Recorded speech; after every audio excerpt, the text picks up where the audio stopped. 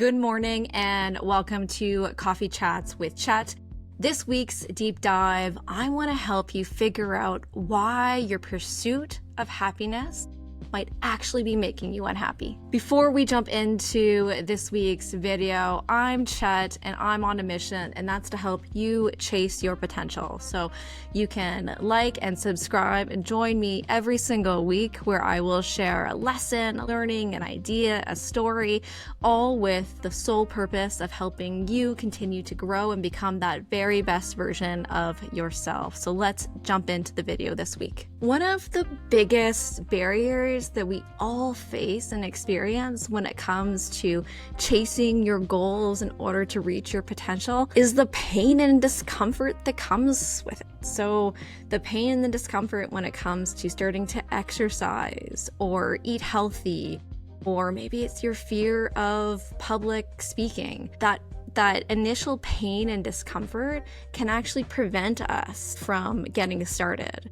And so I'm excited to share something with you today that I think is going to help completely change and shift your relationship that you have with pain and discomfort. I recently read a book called Dopamine Nation by Dr. Anna Lembke, who is a psychiatrist from Stanford University, and she is well renowned and known for her research and studying of addiction and why addiction happens.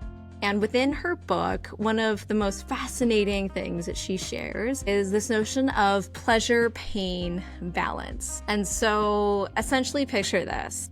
Picture a balance scale, and within your brain is constantly trying to balance both pain and pleasure so that you have this natural equilibrium in your brain.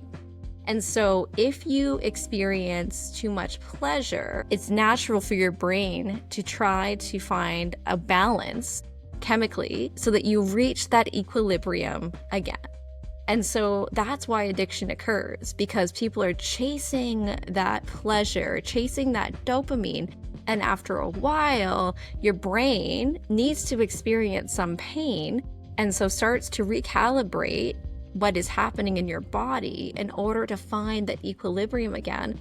And so people are constantly trying to chase that pleasure and that pleasure and the pleasure to feel better and better and better, and they need more and more and more. But what your brain is doing is working against it in order to find that equilibrium. And so the goal at the end of the day isn't to feel happiness and pleasure all of the time, because that is virtually impossible. It actually is impossible. Your brain won't let that happen. The goal is to find that equilibrium so that you can experience the happy of happies when they happen, and really find that way to experience that balance so that you're not constantly trying to chase a high, but feeling so much pain from doing so. And what I absolutely love about this concept is that it essentially means that if you can rewire your brain to choose hard things, it can create that own natural equilibrium in your brain so that you are feeling happy when those happy moments come,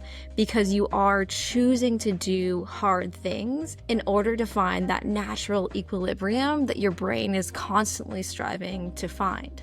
And so ultimately, if you can wire your brain to choose to do the hard things that are preventing you from achieving the things that you want to become and that next version of yourself, you're actually choosing to become a happier person. So one way that I've applied this in my own life, since 2020, I've become a regular runner. So that's been one of my visions of who I want to become, is this healthier version of myself. Because when 2020 hit, I was confronted with a lot of different things, like many of us. And so I had a vision of becoming a healthier version of myself. And part of that was to start exercising more. And so I now have a regular habit of exercising and running at least 3 to 4 times a week. And what I have been finding is that I've kind of reached a plateau because I have that habit of running and exercising, but I don't necessarily experience the highs that I had once experienced, and I'm not feeling as much progress as I had felt before. And so over the past month, I've committed to start introducing some intervals into my running training. And this is something that I've been resisting for quite some time because of that pain, because I had gotten to a point where running became so easy that it was no longer this painful barrier for me to overcome, but interval training was. And so I've been choosing to implement those intervals into my running training. That's the hard that I've been choosing. And I've experienced so much positive gain from it. I'm feeling happier, I'm feeling fitter, and tangibly from a quantitative perspective, my VO2 max continues to climb. And so that's been a really real example for me recently of how I've started to apply this knowledge in a way that is actually helping me feel happier because I am choosing the hard that I want in my life versus my brain choosing it for me. And I find that to be incredibly empowering. The thought that I'm going to experience hard and pain no matter what goes on in my day because my brain is naturally trying to find that equilibrium. And so if I can have that courage to choose my own hard and use that as fuel to achieve my goals and that next version of who I want to become, that is completely empowering. So it's your turn. It's time for your coaching question of the week.